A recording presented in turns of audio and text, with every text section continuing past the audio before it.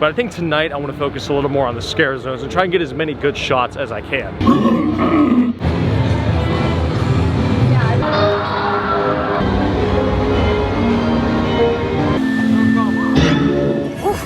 Good, rainy, gloomy evening, my beauties, from Universal Orlando Resort and obviously Halloween Horror Nights. This was a planned day, but I was not planning on coming here in the rain. So yeah, that's why I'm kind of out of it and whatnot. It's gonna be a good night. I don't really care. So if you're wondering, yes, I'm filming on my phone right now. I do have the R6 in my bag. I'm not gonna take it out just yet. Hopefully by the time like maybe 8, 9 p.m. rolls around, that's supposed to be when the rain will stop. So hopefully by then I can get the big guns out and start doing all my lovely filming, vlogging stuff. We still got a little bit until Stay and Scream starts, so we're gonna head on in, test that out, see how I think about it compared to, you know, just going in at 6:30, 7 p.m. when the gates officially open. So yeah, let's waste no time whatsoever. Let's head on in and have some fun. I will say though, filming with your phone is loads easier than filming with a DSLR slash mirror. Oh my gosh, yeah, it's also quite windy. Oh my god.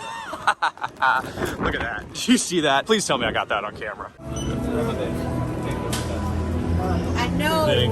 Yeah, I am nervous about tonight. So right here's where we see the Stay and Scream area signs. So basically, there's a few different areas around Universal Studios Park where they're doing the Stay and Scream. So essentially what Stay and Scream allows is to kind of stay inside the park while the park is getting ready for the gates to reopen, if you will. So it's pretty interesting. I'm excited to see how it goes. This rain is only getting worse. It's only getting windier, and I'm not pumped about it. I'm not pumped for it. You know what, just to kill time, I think we're gonna pop into the Tribute store. I will say too, it's also loads quieter during the day than it is during the event. So if you haven't checked out the Tribute store yet, my biggest suggestion, come check it out during the daytime and not during the event, because it is packed. Now the Tribute store has only been open for a week now, so I'm not really expecting any new merch. See, again, I like the graphic, but I just don't like the jacket. Like, I would never wear a jacket like this. But they do have the AP shirt. I didn't even realize that this was the AP shirt. I thought it was just All Hail the Pumpkin Lord, but no. It's the annual pass order t-shirt.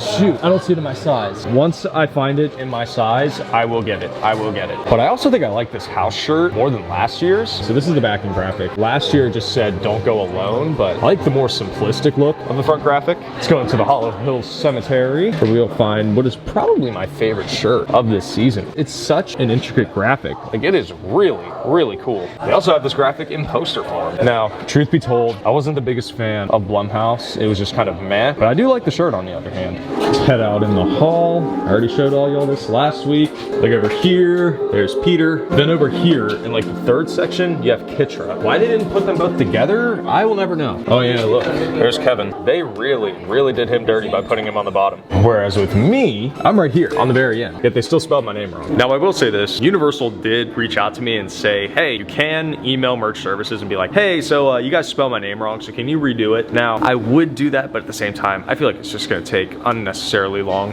And if we go into the little witch's cottage, the Studio Screamer tee, the main reason why I like this is because of Casper. You have all of these scary, spooky characters, then you have Casper. But I'm still debating on the button-up. It's a really nice looking button-up. So this is tonight's case line. So not that many options, but at the same time, it is Halloween Horror Nights. So this stuff is going to go out like nobody's business. So yeah, get this stuff while you can. You know what? I am eyeing this knife cake though. I don't really know what it is exactly, but it looks pretty cool. There's also this dark chocolate pudding cake. That looks absolutely delectable. Man, choices. And if we go into room 4, I don't really see anything new. Let's see, more AP shirts. Do they? Oh, they do have it in a medium. Oh man, how many do they have? I should probably like double check to make sure this is actually a medium and it's not just on the wrong hanger. Because if it is a medium, I think I'll have to get it. Oh, it is. That shirt is huge for a medium. They have some Blu-rays of the original monster movies and Chucky of all things. Are these vinyl records? I think they are. So, this is the knife cake. I don't think it's gonna be like the knife trifle cake from last year. It might be, because I know the knife trifle from last year was vanilla cake and raspberry. I mean, this looks like it could be raspberry. And there's also that's a really big chocolate knife. You know what, let's just dig in. Okay, good chocolate. Vendor who's making these, they're really up in their game this time. Alrighty, we did this last time. It's like cheesecake, or is it just regular cake? Yeah, I think it's just vanilla cake. Try not to make a mess, but yeah, that looks pretty good. Oh, that's cheesecake. That is cheesecake. Okay, wow. I guess this vendor knew that I love cheesecake. It's pretty good, actually. I like it. Not as good as the pumpkin cheesecake trifle that I tried last week, but this is up there. Alrighty, quick little mini review of the knife cake. So, it is cheesecake. You know me, you know I love cheesecake. It is my all-time favorite dessert in the entire world. I would give that, I'd go like a 7 out of 10. I don't know. It was just plain vanilla cheesecake covered in like raspberry jam or whatever. It was good, but it was not life-changing. So, would I pay $12 for something like that? Probably not. And mind you, the pumpkin cheesecake trifle cake that I got last week was the same price. There's more, and it tasted loads better. But right now, we are in the process of making our way all the way around to Louis' restaurant to check in for Stay and Scream. And yeah, it doesn't look like it, but the rain is still very much going, so I do not see myself filming with the R6 anytime soon. Here we are for Stay and Scream, and honestly, it doesn't look as bad as it did last week. 5 minutes later. All right, we are in. It is actually not too bad. Like, let's be real for a minute. This looks to be our line for Halloween. This is a really good house, so I think we're gonna wait in this one. Looks like we're gonna have to be outside in the rain the entire time. I don't think this rain is gonna let up anytime soon. Oh, are they about to start letting us into the queue? So maybe Universal realized some of us would like to stay dry tonight. Like literally, I have my bag wrapped around the front because yeah, there's a lot of expensive equipment in here and I do not want any bit of it getting damaged.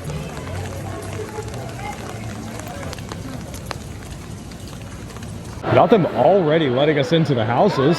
And it's only $5.19. That's crazy. So my first impressions of Stay and Scream. Perfect. A few moments later.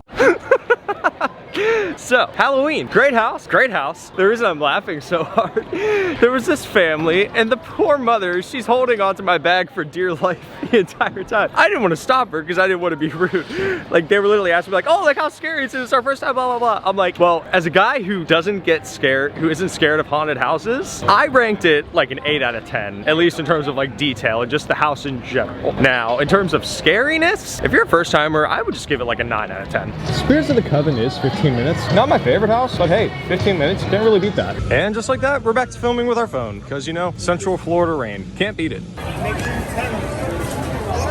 Oh, we're right here. Didn't think we were that close. So yeah, Spirits of the Coven, just kind of meh. I'd give it like maybe a 5 out of 10. I don't want to say it's honestly really scary. Storyline wise, I don't really understand it that well. So in my opinion, just meh. I will say too, the event has officially started, but right now, crowds aren't half bad. I mean, I'm sure by later on tonight, once the rain stops, if that ever happens, everyone's gonna start pouring in. But at the moment, it is not half bad. You know what? We will do Dead Man's Pier next, because this one, it is such a phenomenal house. And I'm talking set-wise. In terms of like story and like scariness for me, yeah, it's just another haunted house, but in terms of sets, this is getting a 10 out of 10.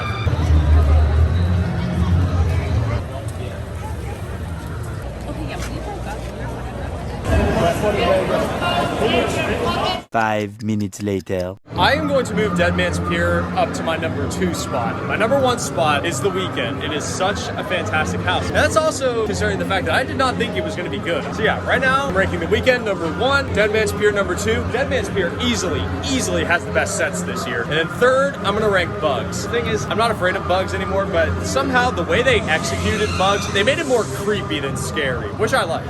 Trying to decide what to get. So I am getting a little hungry, but also I just want to try some of this food. Let's see, African lentil potato, coffin thing. Pepperoni pizza skull. I've seen it before. It looks pretty good. Also, Lil Boo's spicy pumpkin bun. I feel like that's going to be an extremely small dish, so yeah, probably not. And the same with this cake pop. I know that thing is going to be tiny, so I think we'll go with the pepperoni pizza skull. So we got the pepperoni pizza skull. So it's pretty straightforward. Literally a pizza dough shaped skull. I assume there's pepperoni and cheese on the inside. There's a lot of sauce. It smells decent. I don't know. It's one of those things that looks too like creepy to eat. It was like the Leatherface pie from last year. It tasted good. It was too creepy to eat. You know what I mean?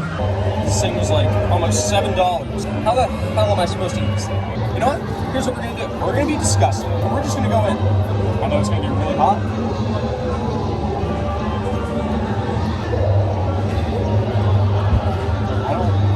Not bad. It's basic festival type. 2 very boring minutes later.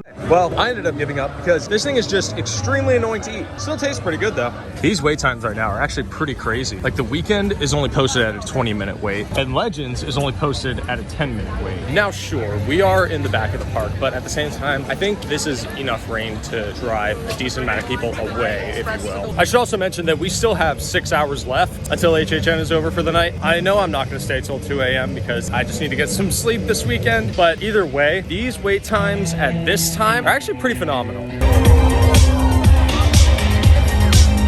I know you probably can't see me that well, even though I have the exposure turned up to its absolute max. The rain, it's sprinkling, like as few sprinkles as possible. I know it sounds like it's still raining, it's really not. So at this point, I do feel safe bringing the R6 back out. Hopefully the scare actors will be out, because when I went opening night, I didn't really film that much of the scare actors. I mainly just filmed my reviews of all the houses and whatnot. Really focus more on those, but I think tonight I want to focus a little more on the scare zones and try and get as many good shots as I can. But the thing that I love about these scare actors is that they will absolutely play along with the camera, and it's fantastic. Let's roll it back to last year with the scare zone in the Hollywood area.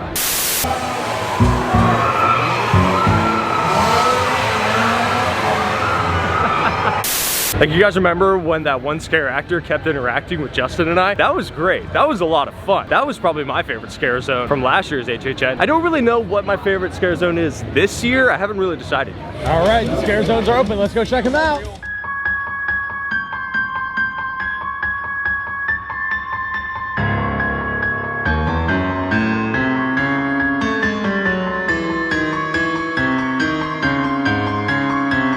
Honestly, good scare zone. I'd rank that maybe like a 7 out of 10. The scare zone that was there last year, that Crypt TV one, it was just kind of mad. This one reminds me of the Haunted Forest that was over by, what am I thinking of? It was the one over by Kids Zone. Coming up on our next scare zone, Sweet Revenge.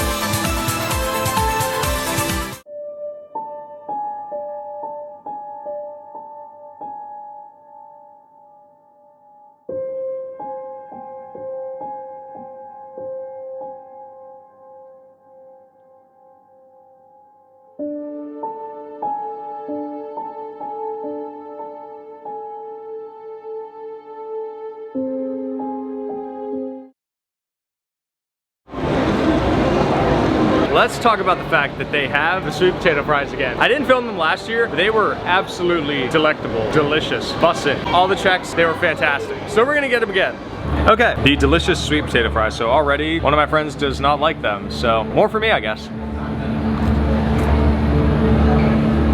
Oh, thanks for turning the flashlight on. Oh, yeah, the camera did not like that. But yeah, these are still really good. What are you saying about me? I know she's silently judging my vlogging, but it's okay. Everyone does it. I have full confidence in what I do, so I don't care.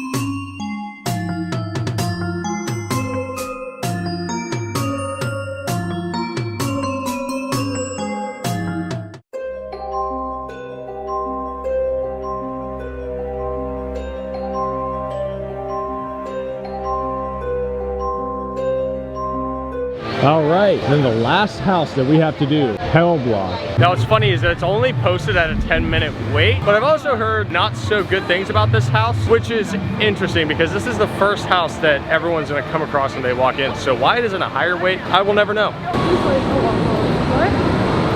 Oh my gosh, why is it so quiet in here? Literally right over here. Oh man, I'm actually pretty excited about this one, mainly because it's a freaking walk-on. A few inches later. All right, I dare say tonight was a pretty successful night. I had a lot of fun. Did I do a lot? No, not really. Did a few houses, checked out all the scare zones, tried some treats from the tribute store. But all in all, it was a great night. Alrighty, my beauties. Really quickly, let's talk about Halloween Horror Nights, i.e. the scare zones. So, I know I said in my last vlog that I think last year's scare zones were definitely better, but I'm still going to talk about it. In terms of the scare actors themselves, definitely seems like things are on a good pace of getting better. Obviously, with last year's event being the first in like 2 years, of course, they were kind of limited as to what they can do compared to this year, where they pretty much went all out, if you will. But at the same time, I just feel like they could have done better, if you will. Like, really, the only scare zone that I actually enjoyed was Kettlewood Cemetery. Like, that scare zone was fantastic. Like, I've always loved the whole haunted cemetery type of thing, if you will. So they definitely did a good job with that. In terms of the witches one, I forget exactly what it's called. That one just seemed kind of rushed, if you will. Like, there wasn't a whole lot going on. And I think the biggest nuisance with that scare zone is that there was just way too much fog going on. And of course, I know why the fog machines are there. It's so that you can't see the scare actors, so that they get a better scare out of you. But at the same time, it's kind of annoying. Now, Sweet Revenge over by the tribute store in Revenge of the Mummy, it was a good scare zone. Definitely like really colorful, if you will. But at the same time, it wasn't really scary. It was more or less just fun, if you will. And I'm not gonna say that's necessarily a bad thing, but at the same time, I mean, come on, it's Halloween Horror Nights. It's supposed to be scary. It's supposed to be horrific. But I will give props to Universal because the parade floats that you see in that scare zone are made by the same people who make the Mardi Gras floats for Universal's Mardi Gras event. And then the, I guess, scare zone in the Simpsons area, Springfield, I don't really know if I would consider that to be a scare zone or if they just wanted to place the chainsaw actors somewhere around the park. And then there was the Scarecrow one over by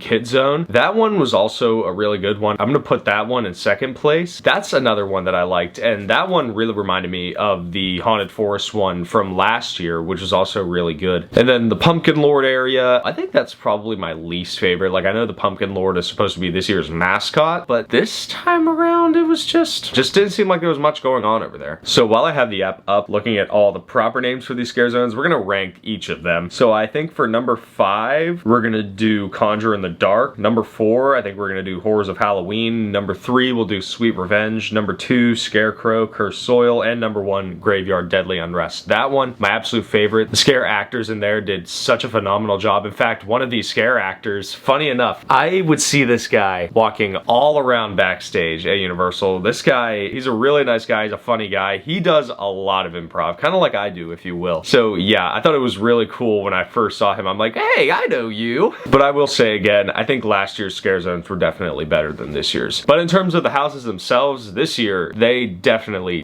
upped their game. But other than that, we do this every single week, so make sure you like, subscribe, and ring that bell. Alrighty, my beauties. I love y'all. Take care, and I'll see y'all next time.